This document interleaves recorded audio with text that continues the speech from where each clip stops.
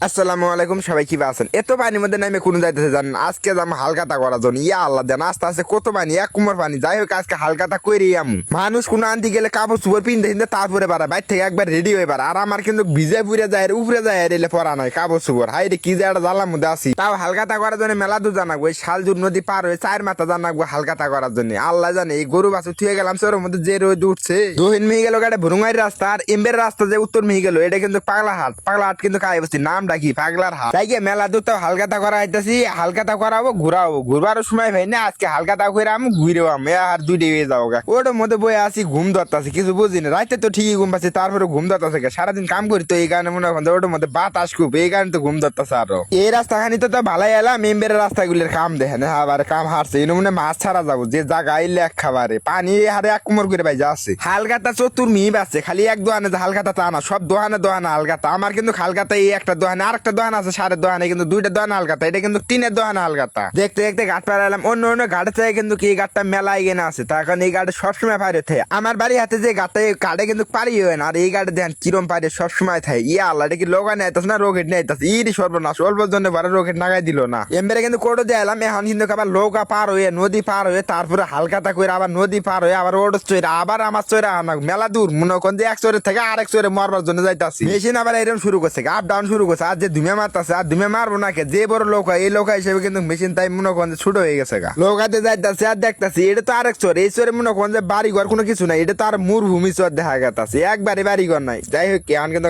ভালো লাগতাছে, মেলা দিন পর নদী পার হইতাছি। বড় লোক হিসেবে ভালোই চলে নৌকাটা দি, যত বড় লোক তত বেশি চলে নদী দেখা গেতাছে। আর নদীটা দেখছেন কত বড়, এই নদীটা কিন্তু পুরাটা এলাম আইতেই আছি এখনো। নদী পার হইলাম, এটা আবার কিসের নিশান?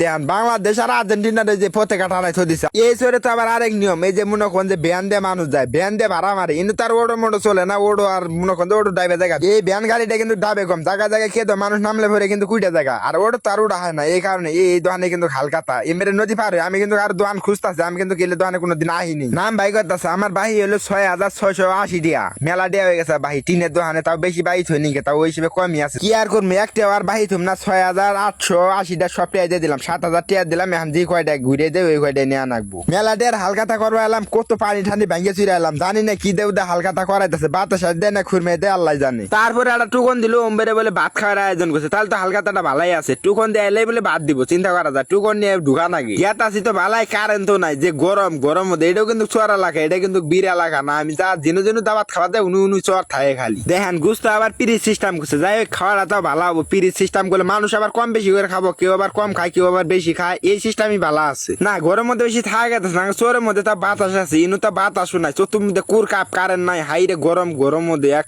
খাবার বললাম আল্লাহ জানে খাবার পাবো কি না। এক মিনিট ওম্বের যে শেষ করতেছে, ওম্বের মানুষ খাওয়া শুরু করছে। আমাকে এমবেরে সুসা আর মনে করেন লেবু দিতেছে সবাই। কখন যে ভাত দিব, আমাকে দেরি হয়ে গেছে ভাত দিতে।